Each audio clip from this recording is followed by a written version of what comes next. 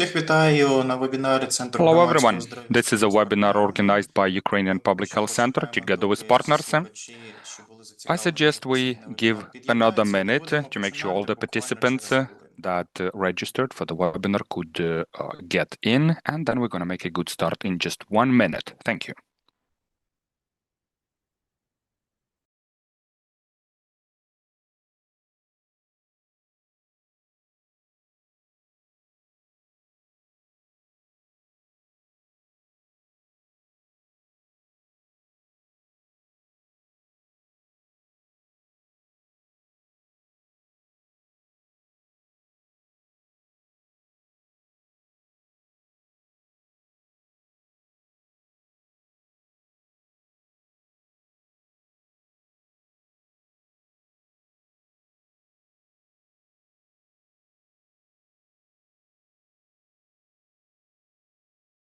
Доброго дня, шановні колеги. Ви підключилися до So hello everyone. You are joining a webinar dedicated to empirical treatment for the most common infections. This is a second lecture on behalf of this speaker. Our today's lecture is organized by the Ukrainian Public Health Center and supported by the Columbian University ICOP organization and also the European Society ESCMID. Our today's speaker will have the second part of his speech today, but let me remind you that the series of webinars that we use has been in place since 2024 in fact. That one is dedicated to antimicrobial resistance and perspectives for Ukraine. That will continue. Therefore, I recommend everyone to go to our Facebook page of the Ukrainian Public Health Center so they could follow the other schedules and plans. The video recording of the first part on antimicrobial antibiotic therapy of the most common infections is available, and this is something that I would recommend you to have a chance to look at, to watch it. I would also like to briefly tell you, dear colleagues, that our today's webinar is going to take 1 hour sharp. After the end of the lecture, you will have a chance to ask your questions. You can do that by putting your questions into the chat box. Moreover, the webinar is being translated, so if you feel like you want to listen to that in Ukrainian, please do so. If you want to listen in the original, you can do that as well. In order to use a translation option, go to the globe-shaped button below and select the Ukrainian channel for that. On your telephone and on your desktop version of Zoom may be just a bit different, so please make sure you find it, and please make sure you tune and select the translation option, which is most convenient for you. So, let's now get down to the lecture. Our today's speaker is Professor Nathan Pfeiffer-Smadja from the University of Paris-Cité.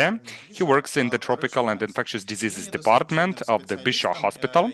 He is a very well-experienced specialist and a pedagogue in this field. And I have to say this is the third lecture over the most recent 6 months that Professor helps us to conduct.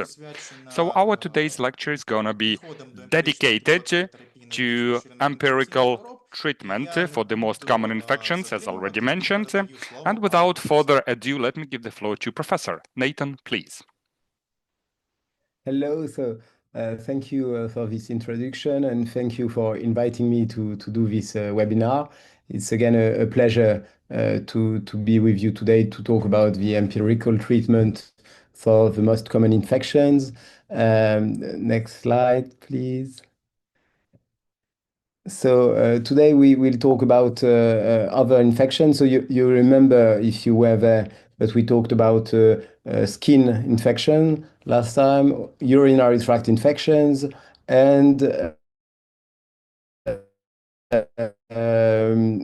pneumonia. So we will be talking about some other common infections: diarrhea, ear, nose, and throat infections, arthritis, and I'll share a few ideas on a general recap on bacteria and antibiotics. So I'll try to be on time so that you can ask questions.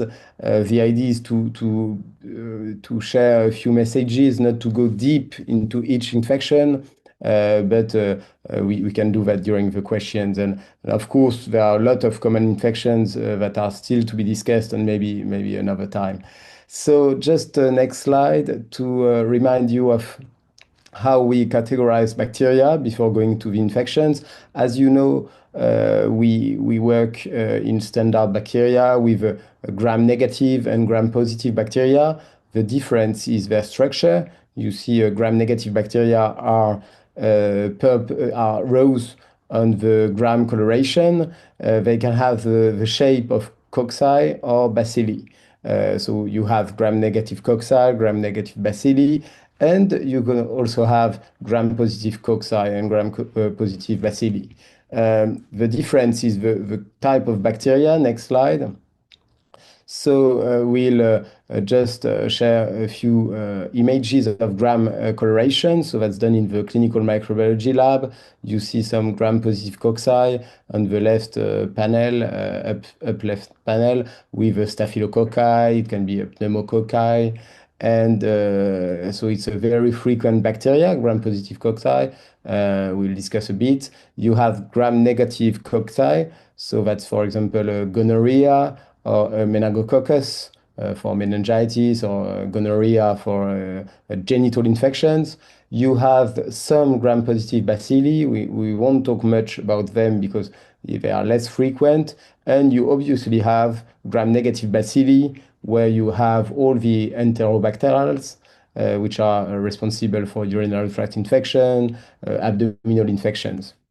So having seen that, just next slide to show you this. So GPC is gram-positive cocci. You have staphylococcus, streptococcus, we'll detail a bit at the end, pneumococcus, and enterococcus.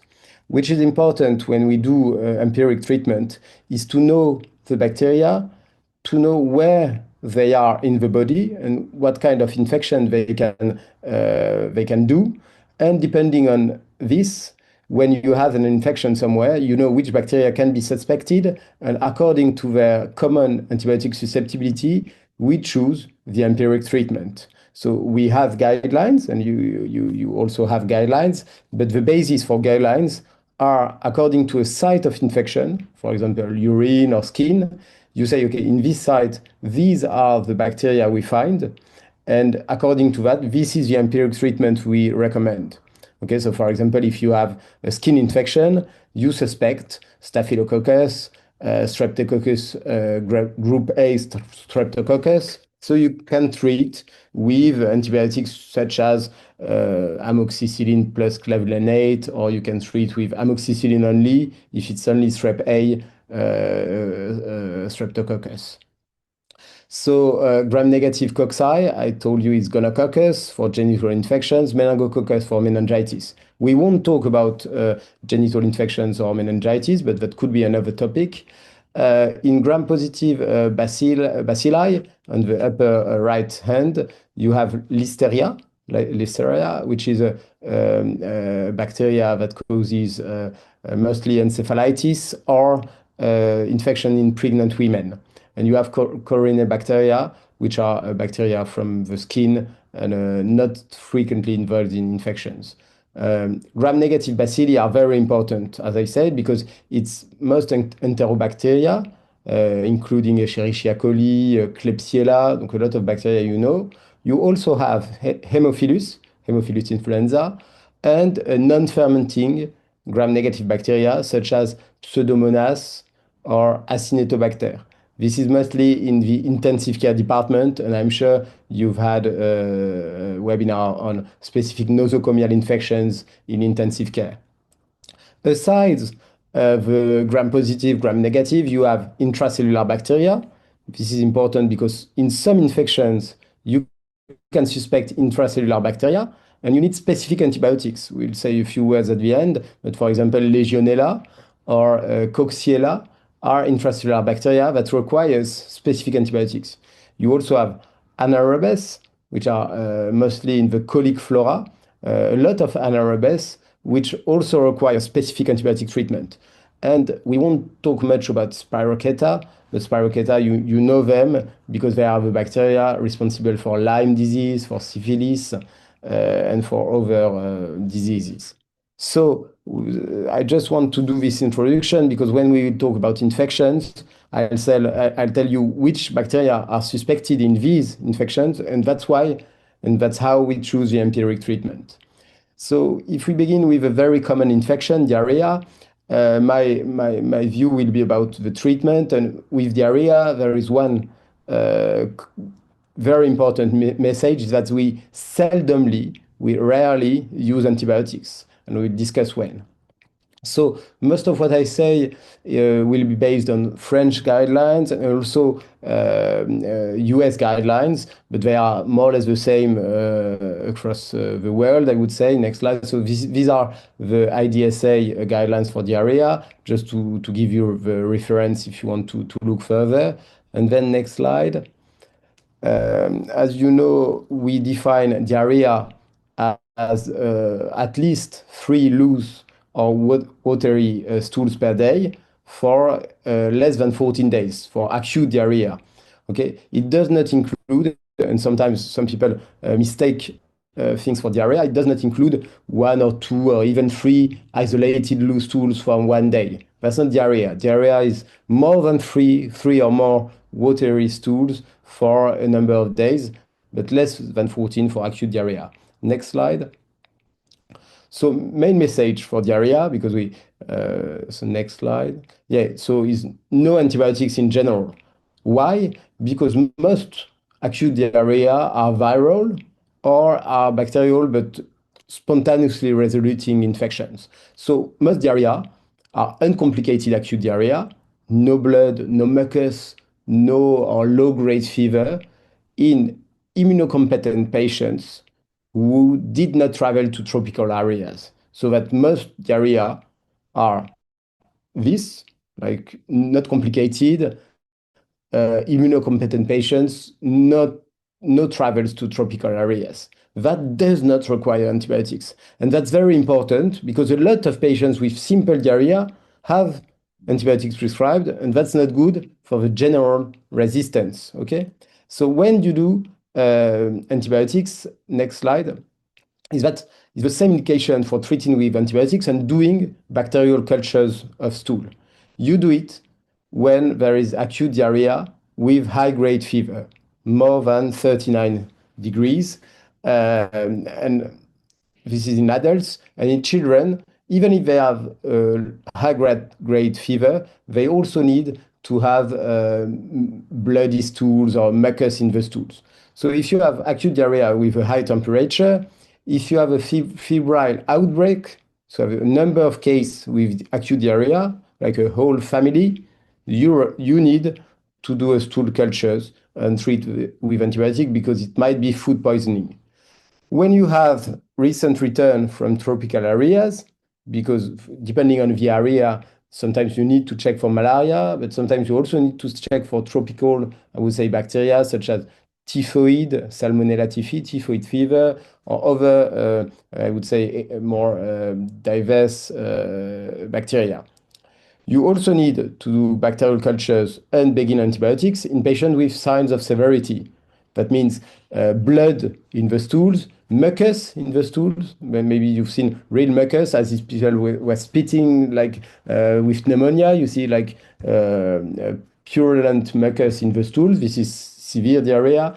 Or if you have general consequences of a diarrhea, so hypotension, septic shock, obviously you need to begin antibiotics.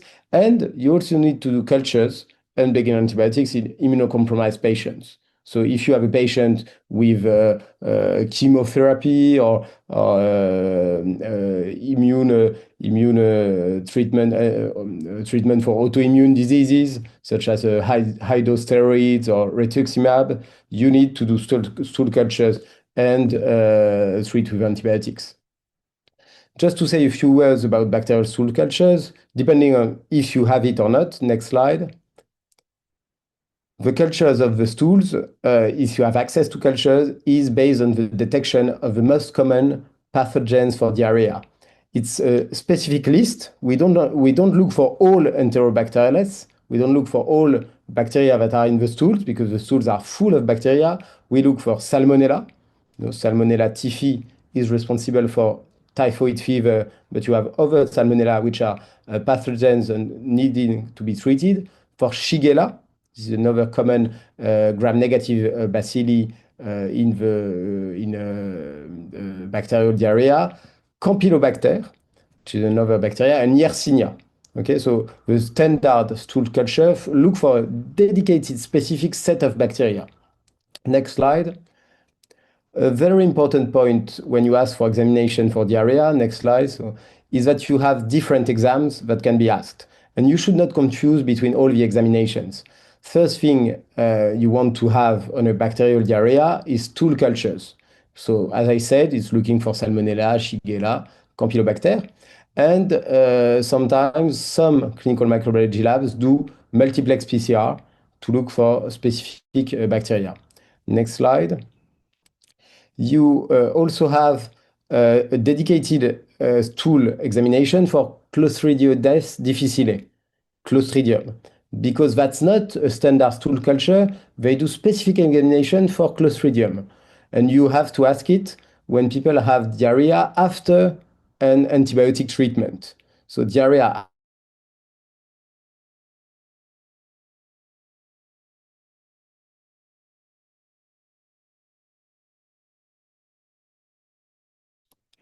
You can sometimes ask for virological examination of stools. Next slide. Oh, is that working? Could you switch to next slide? Well, yes, sorry, I did not see. So virological exam of stools is not done, I would say, immunocompetent patients. It's for immunocompromised patients and it's very seldomly used. So this is not required to ask for virological exam of stools. And stool examination for parasites has not to be asked for standard diarrhea. It's specific situations, so maybe we travel to tropical areas. Okay, so the most important is the bacterial cultures in acute diarrhea, and sometimes the specific exam for Clostridioides difficile. Next slide. So I told you, you only need to treat some diarrhea.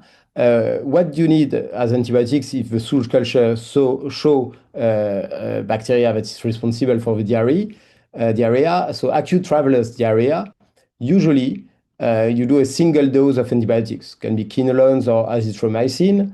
If you have a dysenteric syndrome, what does that mean, dysenteric syndrome? It means mucus or blood, or both.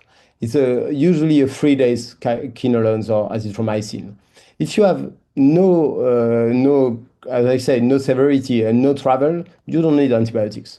For Clostridioides difficile, you need oral antibiotic treatment, can be, depending on availability, vancomycin, metronidazole, or fidaxomicin. So depending on what you have, both or the three options are okay, but it depends on the severity and what you can access to. It's for 10 days. Okay, so this will be shown by the exam looking for Clostridioides.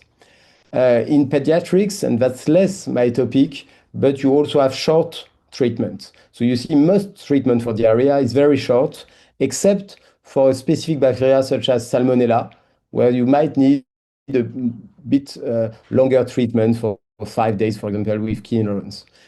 Typhoid fever, when it's not complicated, can be managed in an outpatient setting with 7 days quinolones or 5 days azithromycin. Okay, so for most diarrhea, you treat with 3 or less days, except from Clostridium diarrhea and maybe typhoid fever. Okay, so that was main messages for diarrhea. Most diarrhea you don't treat.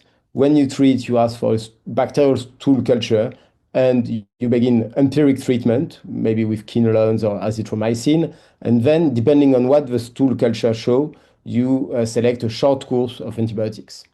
So next topic, a bit more dense, I would say, is ear, nose, and throat infections. I think it's important to talk about this because it's very common infections. So next slide.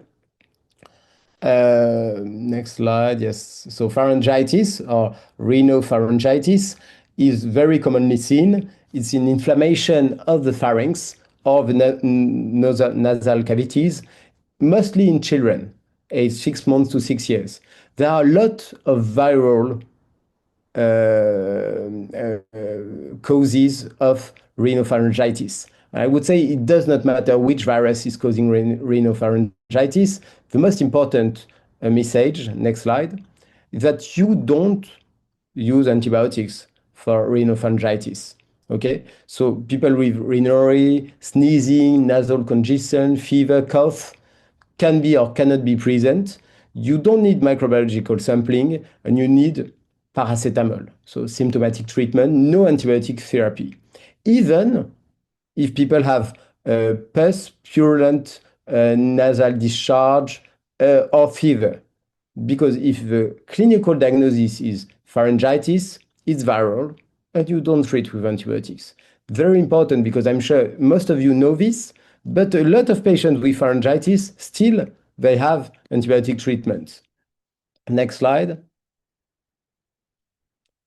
The same can be said for rhinitis. It's more or less the same, rhinitis, rhinopharyngitis. It's nasal obstruction, watery rhinorrhea, sneezing attacks. It may include loss of smell, loss of taste, some cough. Does not need to be treated with antibiotics. Okay, it's symptomatic treatment, nasal irrigation, paracetamol, and no antibiotics and no vasoconstrictors, no anti-inflammatory drugs, no steroids, because that's not required. And that can cause other complication, and it's potentially harmful.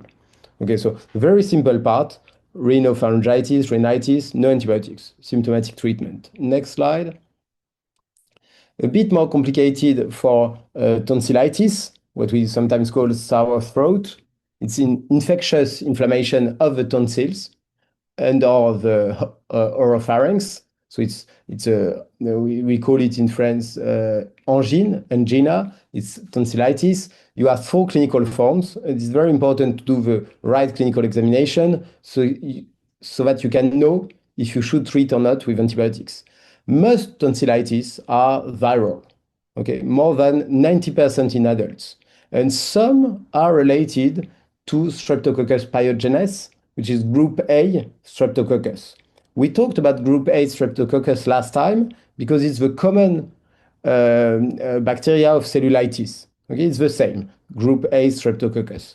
The most important message is that it's not a problem not treating bacterial tonsillitis. Even if it's Streptococcus pyogenes, if you don't give antibiotics, that's according to guidelines in many countries, and there won't be high frequency of complications.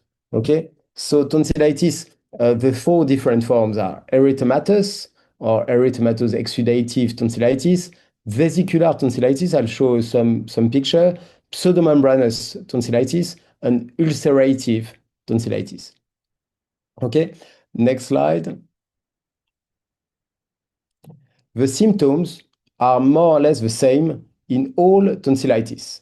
It's a sour throat, some pain when eating, sometimes otalgia, the pain in the ear, some fever, can be high-grade fever or not. And the examination, physical examination, will be the most important because it will help you define the clinical form of the tonsillitis. Okay, but knowing that no clinical sign can help you decide, and you cannot be sure it's viral and bacterial. And I say that because a lot of doctors think that if they see pus, if they see purulent tonsillitis, they need to use antibiotics. That's not true. You can have purulent tonsillitis with a viral etiology cause. Next slide. So this is a common tonsillitis, exudative with some pus tonsillitis, can be viral, can be bacterial. Obviously, if you have a local complication, like people cannot eat people have difficulties breathing, have a high cellulitis, it's different. With cellulitis or local complication, it's more severe, and you need to do specific management with antibiotics. But most sour throat are not complicated. Even if you look at it and it's a huge tonsillitis, you cannot say it's viral or bacterial by the examination. Next slide. So these are a few pictures of erythematous or exudative tonsillitis. You see, it can have some whitish exudates, some pus, but can be viral or bacterial.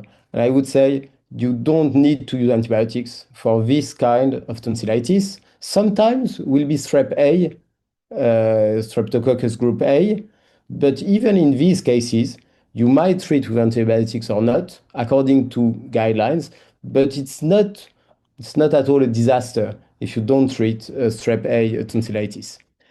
Vesicular tonsillitis is a bit different. Next slide. Because you'll see, you see on the next slide, you see small circles of, in the pharynx, and that's mostly in children, sometimes with small, I would say, lesions, round skin or pharynx lesions. And this is typical of viral etiology. Okay, this is typical of herpes virus. This does not require antibiotics. Next slide. So if we summarize, when you have a vesicular tonsillitis with a small round lesions, it's viral. Okay. If you have erythematous or exudative tonsillitis, can be viral. A lot of virus can lead to this, or Streptococcus pyogenes, group A Streptococcus. No antibiotics in most cases. If you have access to a rapid diagnostic test for Streptococcus pyogenes, rapid diagnostic test for group A Streptococcus, if you have access and it's positive for group A Streptococcus, you can use antibiotics. But the main message is, if you don't know, if you don't have access to this, no antibiotics. If you have access to rapid test and it's bacterial, you may use antibiotics for a few days. So it's a 6 days course of amoxicillin. Okay, but it's very important to present this way, because at least in France, maybe we'll share during the discussion, I don't know in Ukraine, but a lot of doctors do not have access to the rapid test for Streptococcus, and thus treat all erythematous tonsillitis with antibiotics. That's a problem for resistance, and that does not help patients. That does not reduce significantly complications. Next slide. Yeah, so this I said, just to remind you that group A Streptococcus can be both tonsillitis or cellulitis in the legs. That's the same Streptococcus, and they are always susceptible to amoxicillin, always. Next slide. Just to say that you have less frequent tonsillitis is pseudomembranous. The difference is this confluent grayish coating on the tonsils.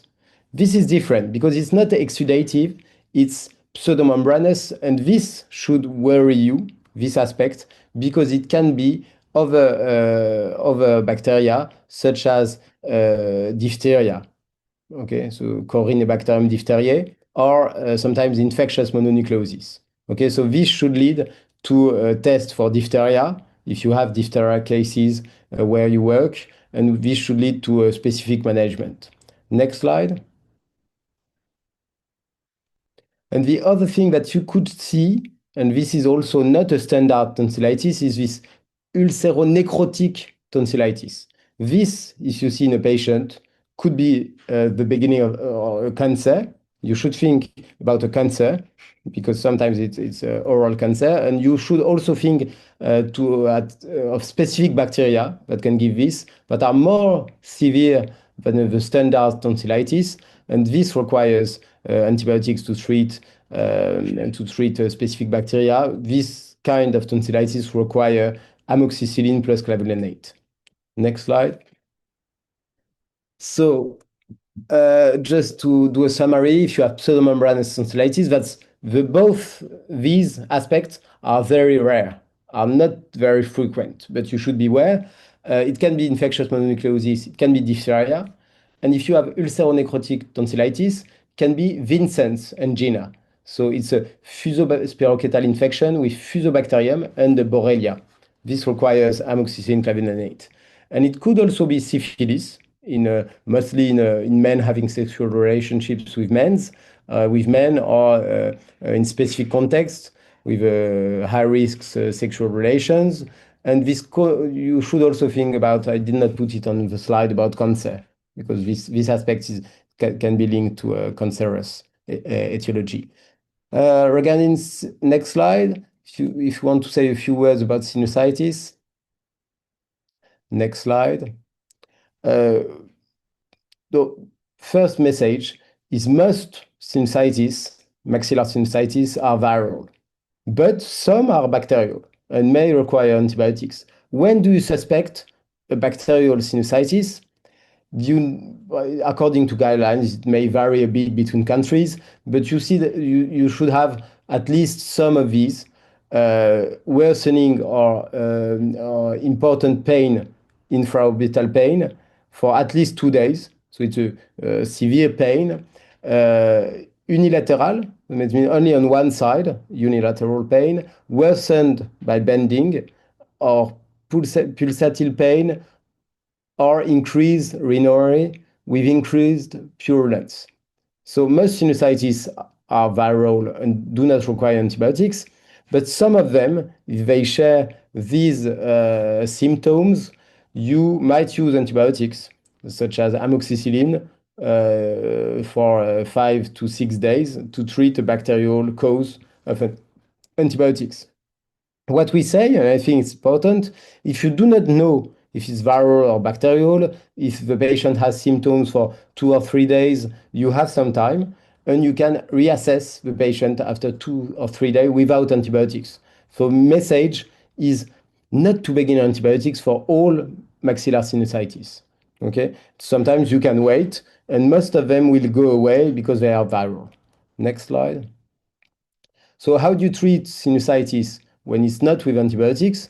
Well, you do a symptomatic treatment with paracetamol, nasal saline irrigation, so it's a nasal irrigation, and no antibiotics except if you have major criteria for bacterial maxillary sinusitis, or if you are less frequent sinusitis, and this will have more fever, more intense pains. It's the ethmoidal sinusitis. It's sinusitis with pain behind the nose. Sphenoidal sinusitis is pain behind the eyes or behind the nose. Or frontal sinusitis, so above the eyes. These are specific sinusitis.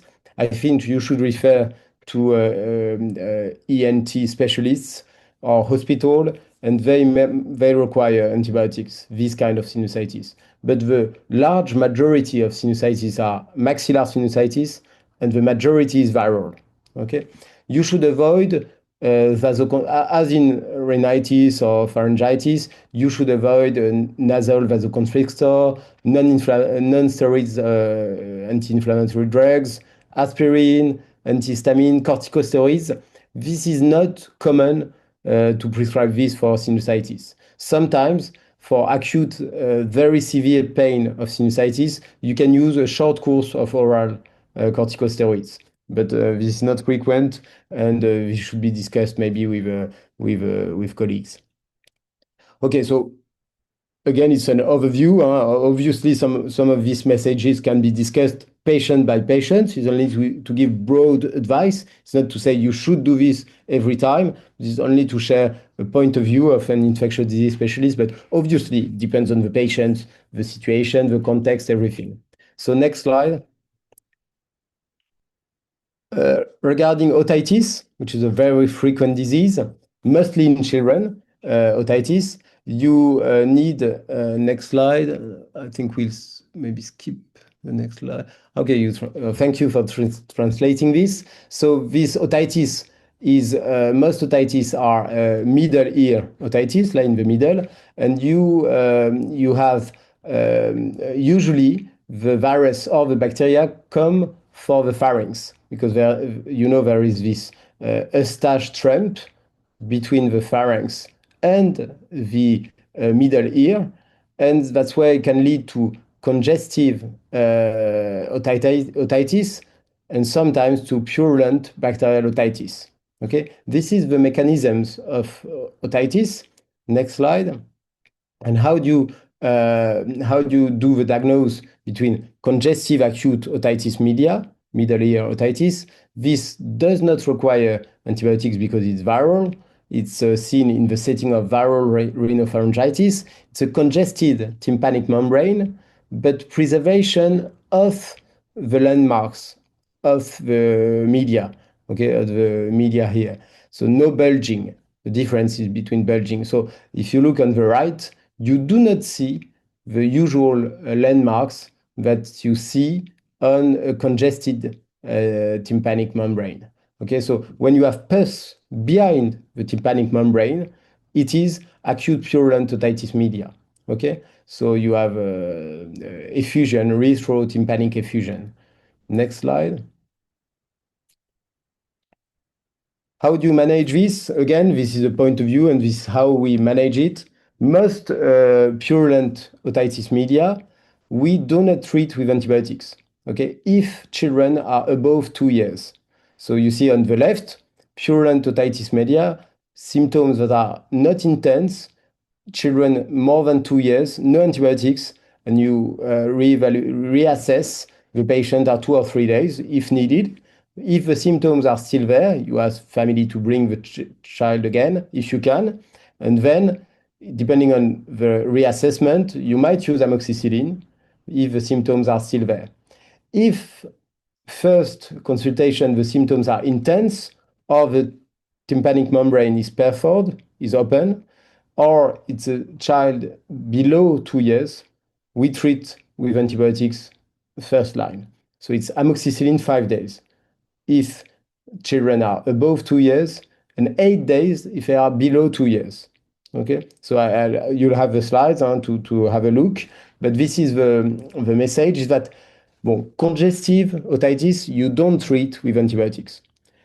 Purulent otitis media you treat in some cases with antibiotics when children are below 2 years, or the symptoms are intense, or the symptoms persist after 3 to 4 days. You treat with antibiotics with amoxicillin, and if it's not the case, you can wait if you can reassess patients. So this depends on your structure, where you consult, where you work, if you can reassess. If you cannot reassess, it's a bit more difficult. Some doctors would begin antibiotics in all, some others would say, okay, we don't treat, and you might contact, or you might, some even, I know in some countries, they do antibiotic prescribing. They say begin this in 2 or 3 days if the child or you still have symptoms. So there are different things that can be done depending on the context. So that's why it must be context adapted. I give some guidelines that should be adapted, obviously. Next slide.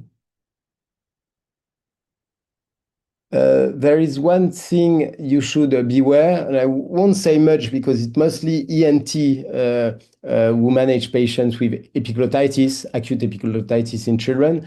But if you see a child that is ill appearing, that is severe, and this is a clinical assessment with high fever, inability to swallow with a lot of salivation, dyspnea, muffled voice,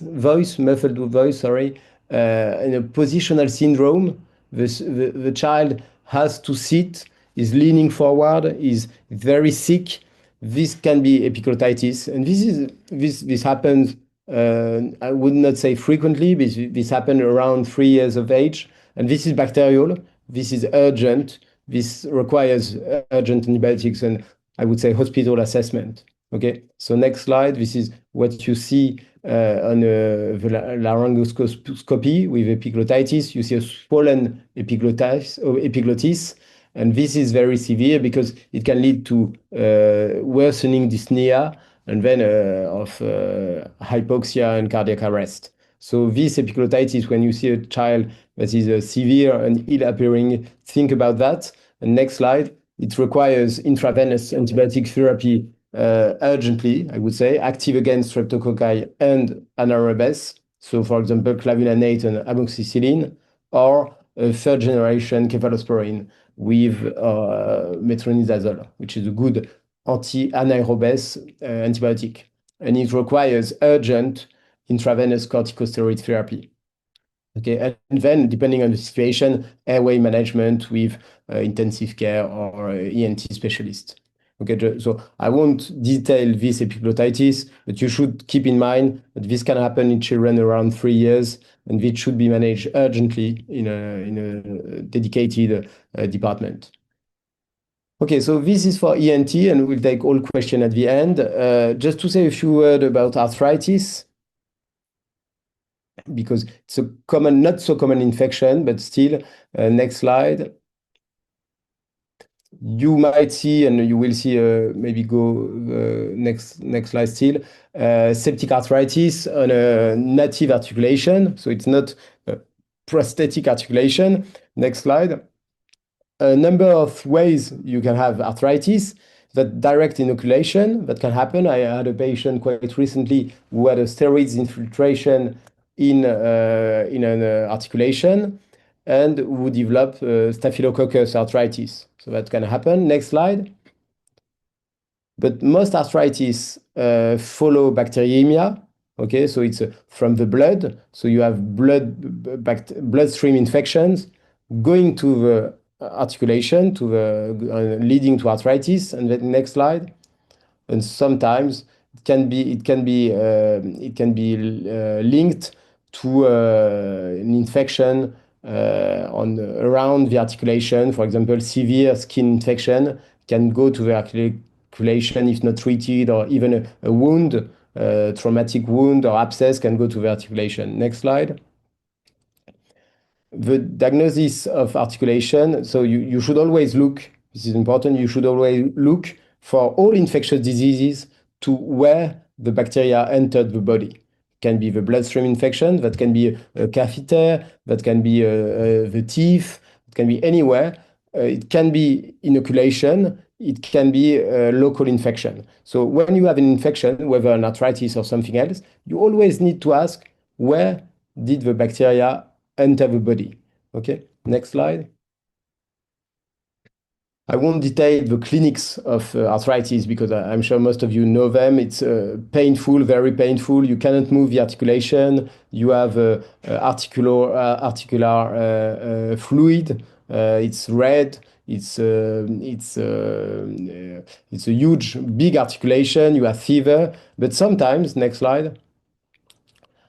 Sometimes it's less pronounced. You can have arthritis without fever. You can have a difficulty with a good physical examination of the articulation because it's a deep articulation. For example, if you have arthritis, pubic arthritis, or in the legs, can be a bit more difficult, but in other sites. And sometimes you have patients who took antibiotics because it was prescribed without the diagnostic of arthritis, and then it led to decreasing symptoms. So you should sometimes be a bit vigilant about arthritis. Next slide. First thing that should be done is a radiological examination. So you can see a number of things, but usually it's normal. So you can have septic arthritis with normal chest X-ray, not chest, but normal X-ray, because it takes time to destroy the bone and the articulation, the septic arthritis. So sometimes you see things, sometimes it's normal, and maybe a CT scan is, if you have a CT scan available, could be more useful. Next slide. What you can do for arthritis, if you have access to it, is ultrasound. Ultrasound is quite good to see the articulation and if there is fluid, and it can guide your sample, microbiological sample of the articulation. Next slide. What is very urgent with arthritis, and the treatment will depend on that. You don't treat empirically arthritis. You need to do the puncture of the articulation. You need to take fluid in the articulation and then to analyze it in the clinical microbiology lab, both in a standard tube, I would say, and in blood culture tubes. So you take the liquid of the articulation, you put it in the standard tube, and you put it in blood cultures, okay? So that you can identify the bacteria that leads to the septic arthritis, and then you will be able to choose your treatment. There are no guidelines saying you should do this in arthritis. It depends on the countries, and if the arthritis is coming from the blood or for direct inoculation. And depending on that, you will choose an empiric treatment after having done the puncture. This is very important because some people treat empirically arthritis without taking fluid, and then we don't know what is the bacteria and what are the bacteria sometimes, and we cannot target the bacteria when doing the treatment. Next slide. What you should suspect, and maybe is the most frequent with arthritis, is staphylococci. So we said a few words, but staphylococci can come from the skin, but it requires a skin rupture, a skin barrier effraction for staphylococci to enter the blood or to enter the articulation. Can be surgery, can be trauma, can be a standard wound, can be catheters. Even a simple peripheral catheter can lead to staphylococci going to the blood and then going to the articulation. Can also go to the heart and give infective endocarditis. So that's why you should look for I would say, the route of entry of bacteria to determine your empiric therapy. Next slide. I said that last time, but what is important to know when you want to target staphylococci is that most staphylococci are susceptible to amoxicillin. Next slide, maybe I will say just this. But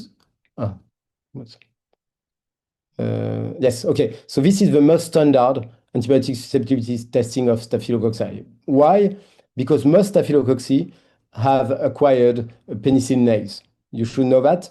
At least 90% or 95% have a resistance to amoxicillin. Sorry. Most are resistant to amoxicillin, more than 90%, but are susceptible to what we call penicillin M, oxacillin or cloxacillin. Okay, this penicillinase is very frequent in Staphylococcus, and you can treat this kind of Staphylococcus with oxacillin, cloxacillin, or with clavulanate plus amoxicillin. But when using clavulanate, it's a broader spectrum antibiotic therapy. It's sometimes not the best, but still this is the most standard antibiotic susceptibility testing of Staphylococcus. Next slide. I put again, next slide, the treatment that you can use for this kind of Staphylococcus that are not MRSA is cefazolin. It's a first generation cephalosporin. I don't know if you have access to cefazolin, but it's a very good antibiotic for Staphylococcus. You can use cloxacillin, oxacillin IV. The dose depends on which one it is. It's oxacillin or cloxacillin, depend on the type of infection, but we can discuss the dose. I'm sorry, I forgot to put it. Or you can use amoxicillin clavulanate around between 3 and 6 grams a day. Next slide. But as you know, a lot of Staphylococcus have acquired methicillin resistance, MRSA. It depends on the country. In France, it's less, I would say, than 10% of Staphylococcus RS, but in some countries it's more. I will put a few slides on the situation in Ukraine, in what was shared, but you might have a high frequency of MRSA. Next slide. What MRSA leads as resistance in Staphylococci, it is to resistance to almost all beta-lactams. I say almost because some new beta-lactams can have activity against MRSA, but it's resistance to oxacillin, cloxacillin, resistance to carbapenems, resistance to clavulanate, amoxicillin, resistance to cephalosporins. So you need to take other antibiotics than beta-lactams. Okay, can be quinolones, can be azithromycin or clindamycin, can be trimethoprim, sulfamethoxazole, Bactrim. So you have other options, but you will need to look at the antibiotic susceptibility testing to know what you can use on MRSA, and you cannot use standard beta-lactams. Next slide. So what is interesting in your context, and this article is very important, I put it again, is that the level of resistance to methicillin, MRSA, increased, I see in Ukrainian data, from 24% in 2023 to 40% in 2024. So this is very impactful because that means that almost 40% of your staphylococcus are resistant to clavulanate amoxicillin, to oxacillin or cloxacillin, to cefazolin, and must be treated with other antibiotics such as vancomycin, daptomycin, depending on what you have, and the antibiotic susceptibility testing. So next slide. So the most standard as empiric therapy, because we're talking about empiric therapy for MRSA, must be what you have access to, but usually glycopeptides such as vancomycin. And then depending on the full antibiotic susceptibility testing, you could find oral treatment such as quinolones, such as Bactrim. So next slide. Just to say, and I'm almost finished, I'm sorry, because I see that we talked about a lot of infection that might be a bit difficult to absorb. Surgical site infection, just one slide to say that this is very important. Next slide. When you have arthritis or suspected arthritis after surgery, you can have different aspects that are, next slide, that are diagnosis of infection. Next slide, you can go and put all the pictures, I think. So because sometimes we see surgeons or colleagues who say, okay, that might not be an infection. If you see this abscess, inflammation, fistula with pus, this is a diagnosis of infection. Okay, you don't require other examination to say this is infected, surgical site infection for the arthritis, for the articulation, and the treatment for surgical site infection arthritis is surgery.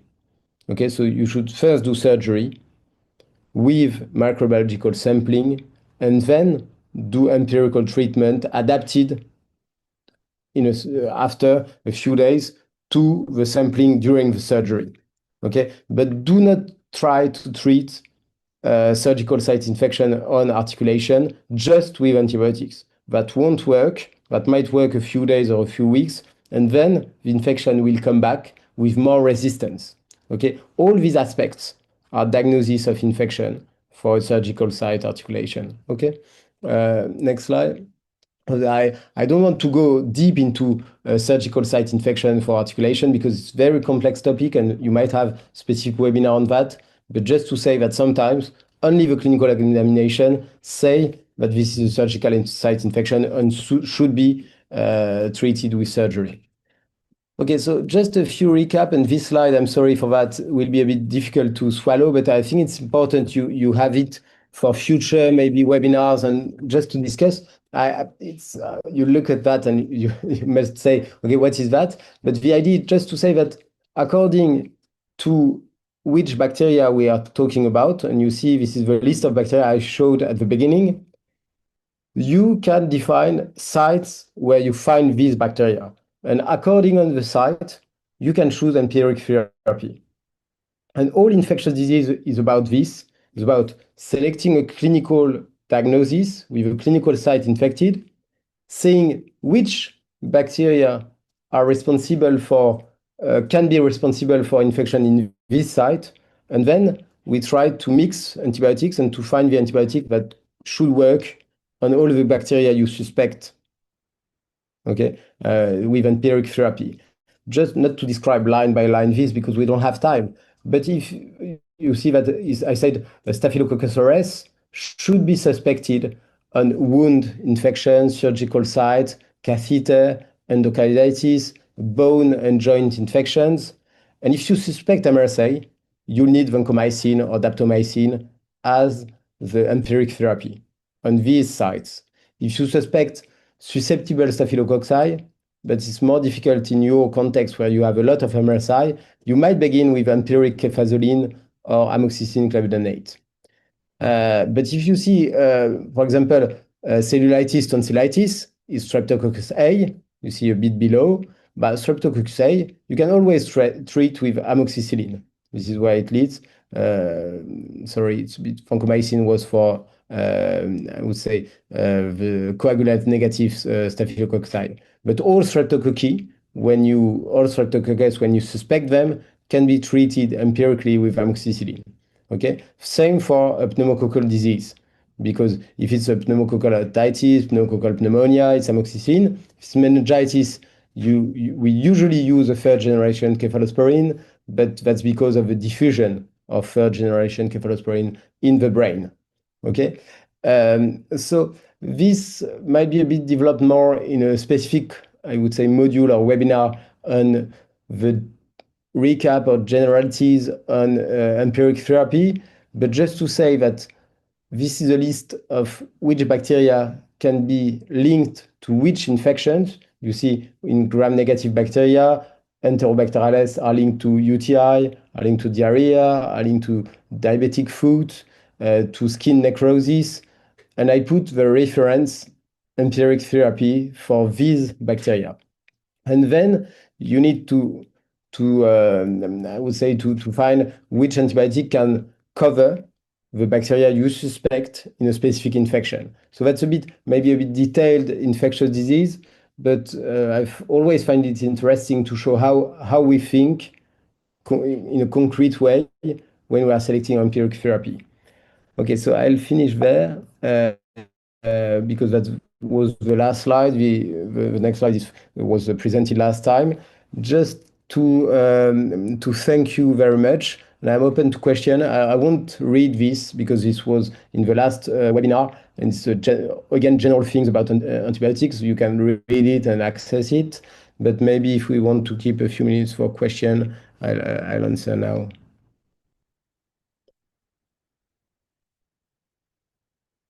Дуже дякую за цікаву та змістовну. Thank you very much for your interesting and fascinating and meaningful presentation. So, Professor Nathan Pfeiffer Smarja. So we have just a few minutes to go, just because of the time constraints. So the question, really the request for you, please write up your questions in the chat whilst you're busy doing your questions. So we would like really to remind you that we have sectoral guidelines, so for rhinal sinusitis and tonsillitis. So guidelines uploaded to the State Expert Center website. So please feel free to come around and check it out. Thank you very much, highly esteemed professor, that you managed really to speak about the surgical side infections that we need to be mindful of, because sometimes antibiotic therapy is not enough. And so far as the surgery and abscesses and surgical site infections is concerned, so you need to do the control of the site of the infections, because antibiotic therapy will not be sufficient. So as I can see the questions coming up, metronidazole is all to be advised for Clostridium difficile related infections, because ASCMID guideline against using it as a first-line drug. Sorry, which drug? Metronidazole. Yeah, I agree. I agree. I put it because according to what is available, we cannot exclude it. But if you have access to oral vancomycin or even to fidaxomicin, that's the reference drug. And that's the best drugs you can use. Depending on the guidelines, the countries, some would say if it's severe or if a high risk of recurrence, you should use fidaxomicin if you have it. Or if it's not severe, maybe oral vancomycin. Metronidazole is only when you don't have access to the other two drugs. Дуже дякую за відповідь. Thank you very much for your answer. As I can see the other questions popping up about the video recording, so my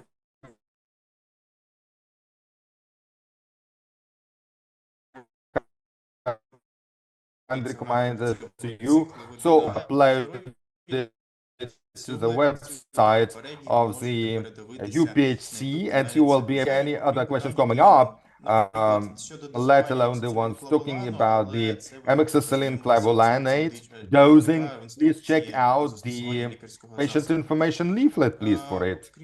So from the supplier/manufacturer. So there is a question in relation to the national background, ceftriaxone. So in accordance with the clinical guidelines, so in our local context, it is in the reserve, so you should do priority. So we don't say that you shouldn't be using it, but we are putting constraints on it. So if it is described in the guideline, so you will justify it's empiric therapy without justification is forbidden. And if you have some indication, and if it is described in the guideline, it is quite possible. Я Yeah, бачу, no, ми відповіли на And всі so we've питання. covered all the questions, as I can Okay, see. no, I fully agree, and I just want to say that obviously you have guidelines, and I think guidelines are very important. And I'm not saying you should do differently. I'm sharing some messages, so that's why I was not too specific. But obviously, the guidelines are what are context adapted, and depending on the kind of infection, the patient, the severity, you can always choose things that are a bit different, but you have to justify it. And I think it's very important to preserve antibiotics. So that's why I was sometimes a bit saying a lot of things do not require antibiotics, and we should keep antibiotics for infections that are really bacterial and severe and that require antibiotics.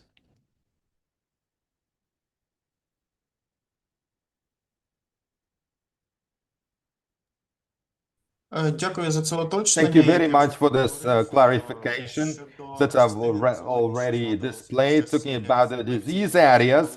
So throughout all of the lectures, so we have guidelines, sectoral ones already well approved. As I can see it here in the chat, so they are saying hellos and disconnecting and expressing words of thank you to our Professor Pfeiffer Smadja, and from my own behalf. So big thanks to you, and thank you very much. So to our ICAP, Colombian University-based counterparts, and CDC US and XMID, so whose lectures are coming around, so second year in a row, so to help us out. So the rounds of the webinars will be running, and the uploads on the UPHC website with the announcements coming on the Facebook page. So have a nice evening and see you soon. Thank you. All the best. Thank you very much. Bye, and see you soon. Bye.